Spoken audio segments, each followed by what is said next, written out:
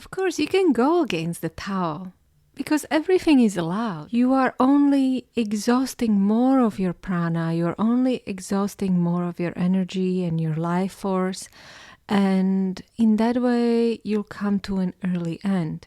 Sure, you can create revolutions, you can chop heads of thousands of people, eliminate all aristocracy, create new regime, delete the calendar, delete religion, delete the rights. I'm looking at you, French Revolution. But your regime won't last. And I'm bringing up French Revolution because it's exactly last time when Pluto was in Aquarius, which is where Pluto is right now and going to be for the next 20 years. If we are trying to create something new, let's go with the flow of the Tao, not against it.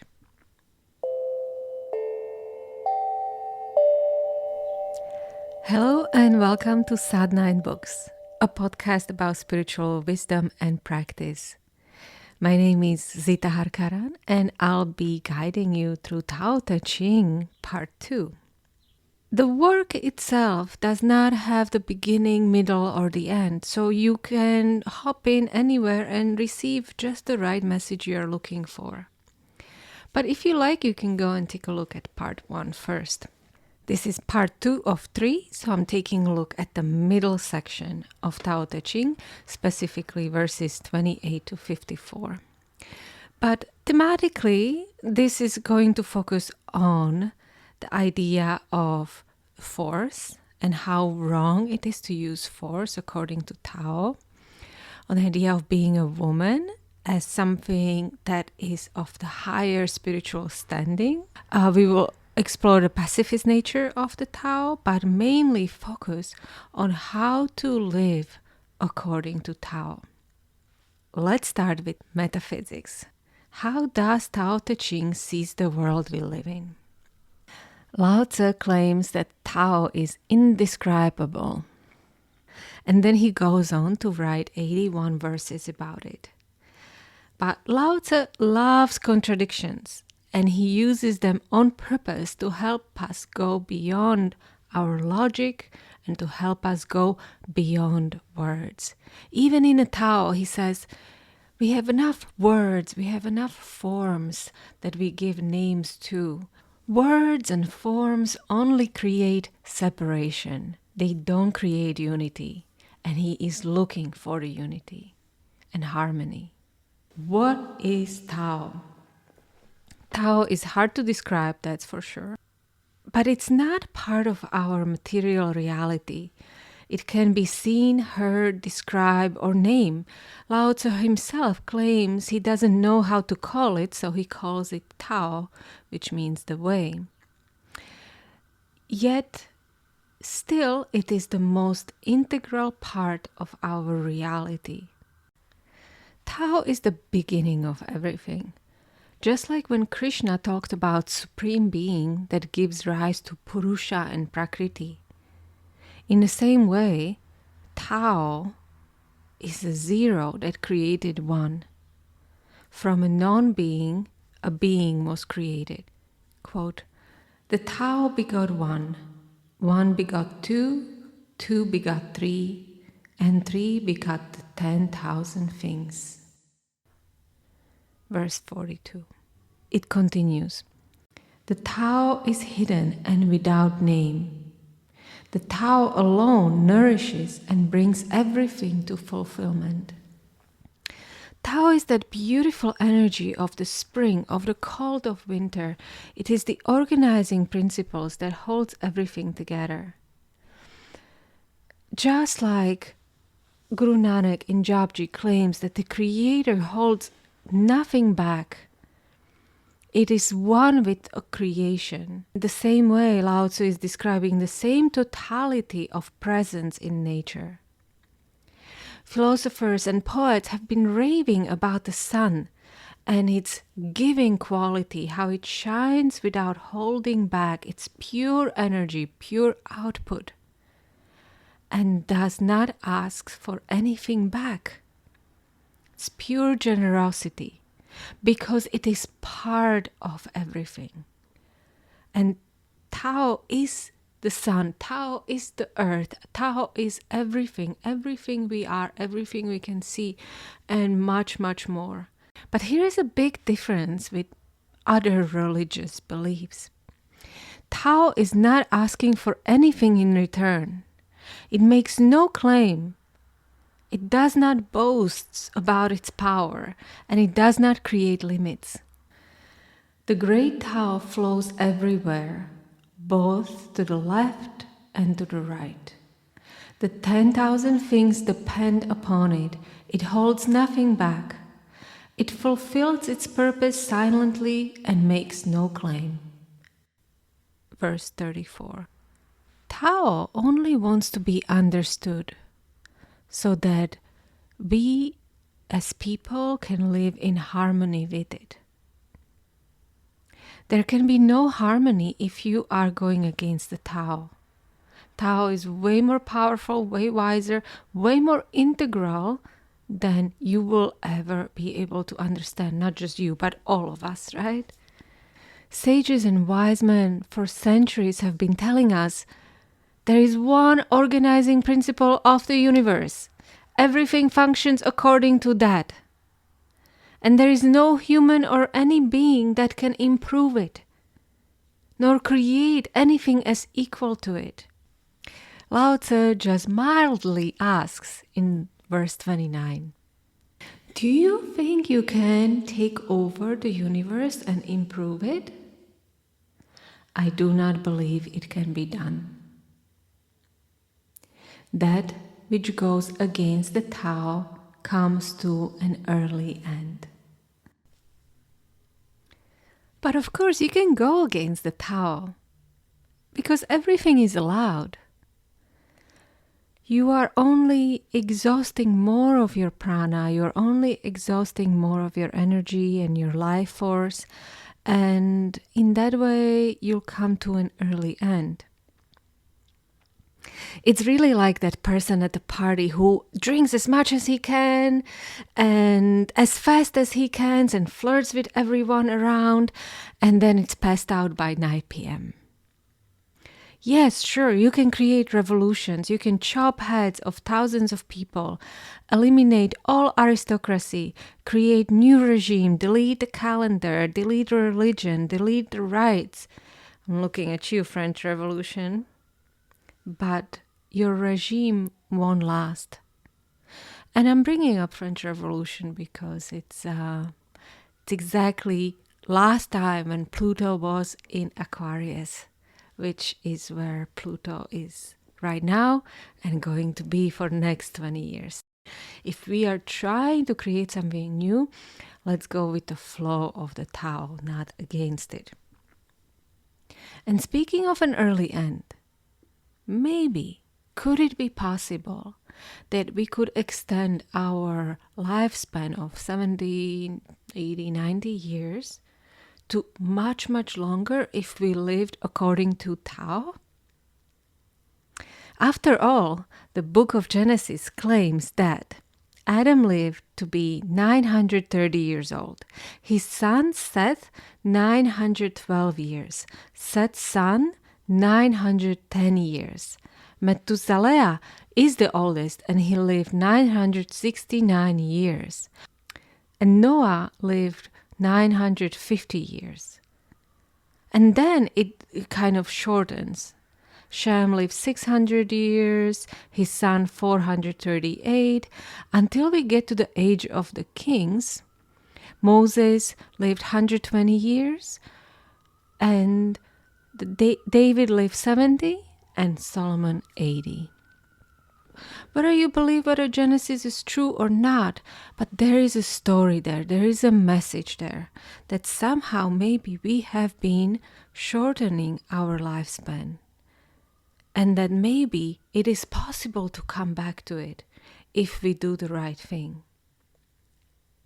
So since then, past 3,000, maybe 4,000 years, we have lived these misaligned lives with the flow of the Tao, where we are just focusing so much on satisfying our desires, on creating greater comforts, of fighting among one another, of stealing from our neighbors, enslaving people to work for us, chopping heads, and other terrible things. What if we would spend these thousands of years living according to the Tao, or at least figuring out the nature of the Tao, the nature of the universe? Maybe we would be by now flying to the neighboring galaxies. The so-called father of rocket science, a man named Werner Von Brown, famously said, "The universe is hostile only when we don't know its laws. To those who know and obey, the universe is friendly." This sentence is amazing.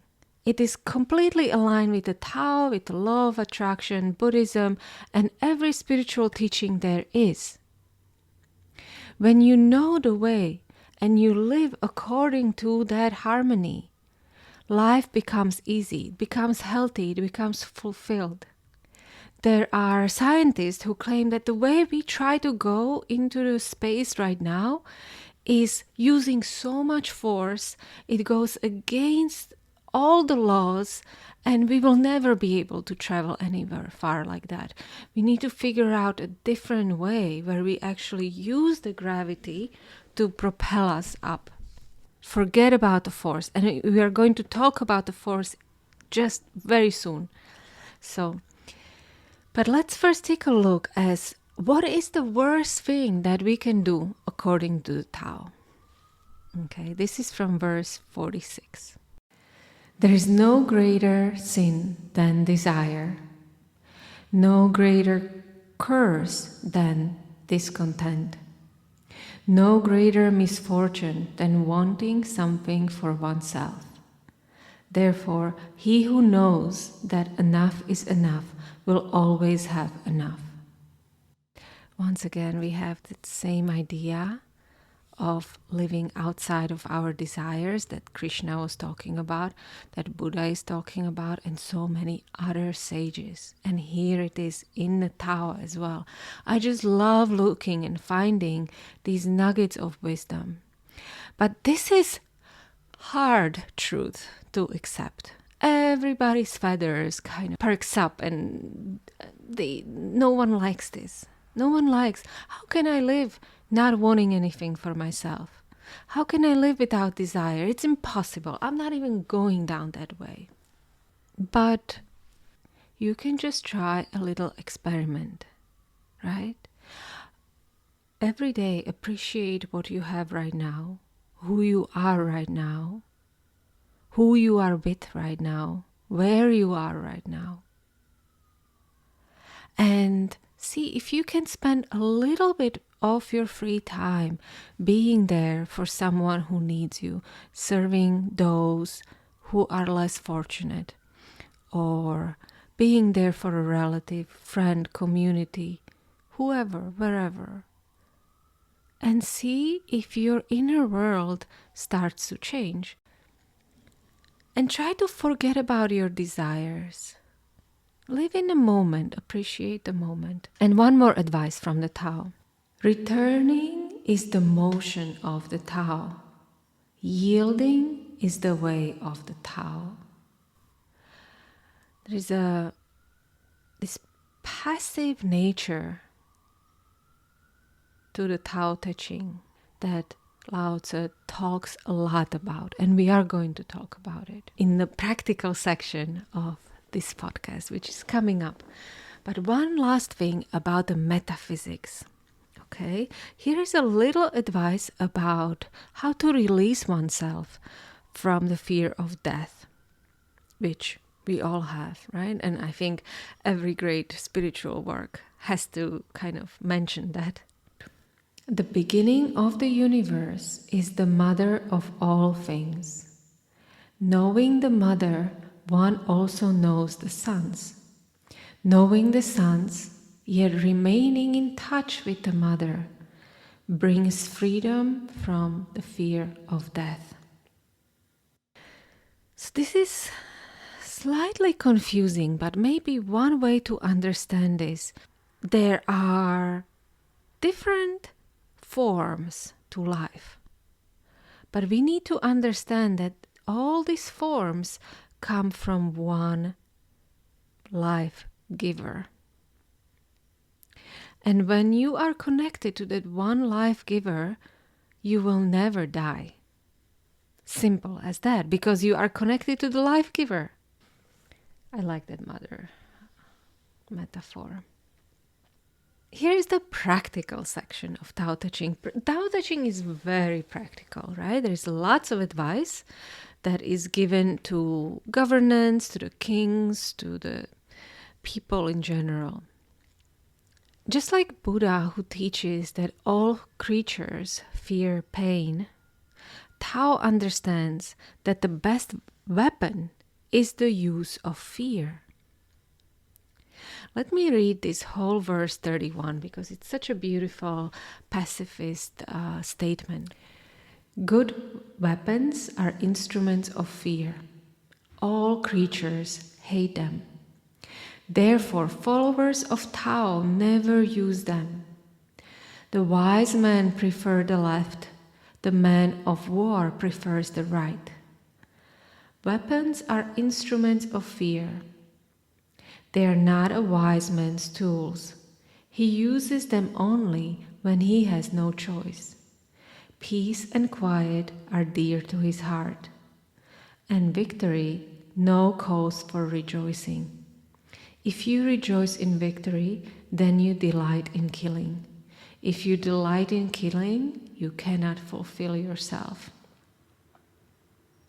On happy occasions, precedence is given to the left. On sad occasions, to the right. In the army, the general stands on the left, the commander-in-chief on the right. This means that the war is conducted like a funeral. When many people are being killed, they should be mourned in a heartfelt sorrow. That is why a victory must be observed like a funeral. The good ruler knows that when you use force, you will create resistance. Yes, you can break the resistance, but by breaking that, you destroy also what you were trying to conquer. And this is not only true about the war, it is true about our everyday moments. Even when you are arguing with someone and you are using force through your argument, it only creates resistance in the other. Or another example that I use almost every day in my yoga class, when you stretch your body, don't use force. It only tenses the muscles and they're more likely to break then. Instead, use relaxation, use trust, use encouragement, use joy and love. The Tao advice, therefore, as you can see, is not just for kings in general. It is for any leader of others, and especially for yourself as a leader of your life. So how many times did you say to yourself, if I just push through, if I just persevere, it will happen. I will break through that block. I will get there. But instead you broke yourself or exhausted yourself. There's no need to use force on yourself. Try to use other methods to get the results you're looking for. Maybe try this technique. This is from verse 37. Tao abides in known action, yet nothing is left undone. If kings and lords observed this, the 10,000 things would develop naturally. Or later in verse 42. For one gains by losing, and one loses by gaining. And I'm sure you experienced it yourself, a day in which you feel like you are not doing anything special, you're just being you, going through the movements, not trying to impress, not trying to achieve, yet every task of the day gets done And even more is accomplished than you would ever expect. And then there are days when you work according to your schedule, you push through your task, but at the end of the day, you feel like you're just created more lists and things to do. So here is what verse 38 says. A truly good man does nothing, yet leaves nothing undone. A foolish man is always doing, yet much remains to be done. I think I'm gonna frame it in my workspace and just remember that. Work wisely. This verse 38 is kind of interesting because it starts talking about how by doing nothing, everything gets done. And then it ends with dissension of the Tao into our world. When a child grows up, it is enveloped in this parent's love that is just this wonderful place, and the child is just, being happy. And then the child goes to school, and all of a sudden there are rituals, there is schedule, there is homework, there are rules to follow. And lots of times the child doesn't even know why they're following them, right? Why is it good for them? Why should they do this? Many children are like stuck up on justice. They want to make sure that there is at least justice because they don't have the kindness anymore that they had from the parents. They don't get it from their teachers, and they surely don't get it from their classmates. So they at least try to fall back on the justice and on everybody following the rules and the ritual and so on. And this is what Tao says. Therefore, the Tao is lost, there is goodness. When goodness is lost, there is kindness. When kindness is lost, there is justice. When justice is lost, there is ritual.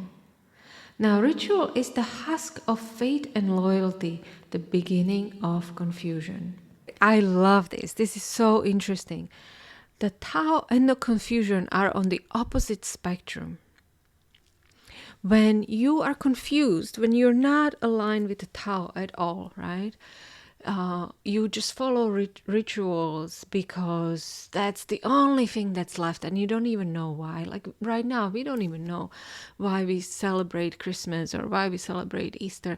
We just have this faith, right? Oh, we do it because our church told us to do it like that, and we just base everything on faith. And we do it so that we have more justice and in our society. And we have justice because we have lost the kindness for one another. So we have to have rules and we have to have laws and all of that. And we have kindness because we lost the humanity, the morality, the true morality of a human being. And we lost the humanity and morality of the human being because we lost our way with the Tao.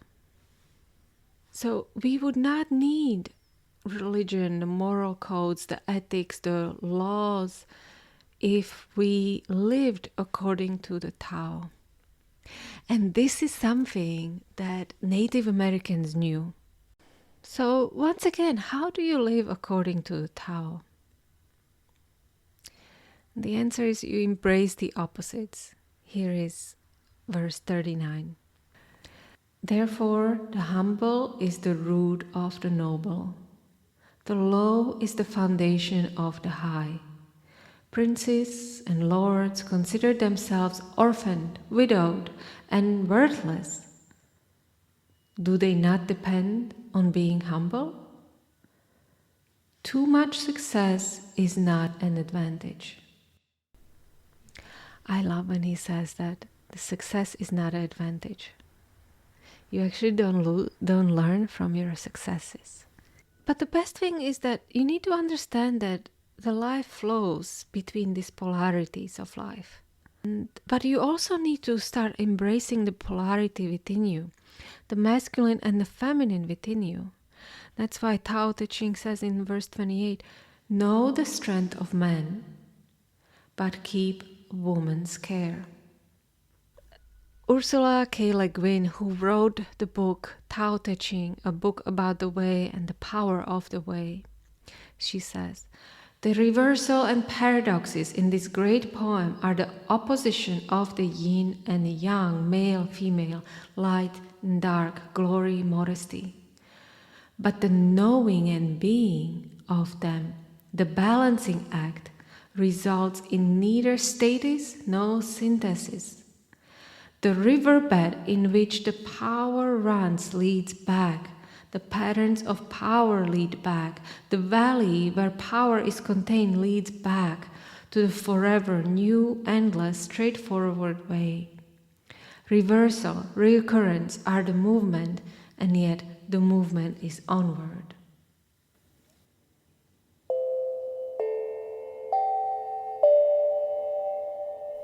Let me know what you think. Which ideas of the Tao Te Ching you like the most? This is definitely not a comprehensive look at Tao Te Ching. I only mentioned few verses and quotes. When you read it, I'm sure you are going to find way more wisdom. Also, remember you can join me on my Patreon page where we practice everyday sadhana. We have wonderful practices, and we have book club, currently reading the Dhammapada. We just started, so you can still join us. And today I would like to thank my patrons, Monica, Amelia, Bali, Alice and Alicia. And next time I have a great interview coming up with Satkirtan Karkalsa, and we learn from her about how to be a conscious leader in 21st century, and also a little bit about numerology and what's going on in 2023. All right, so tune in. I'll be back. Bye.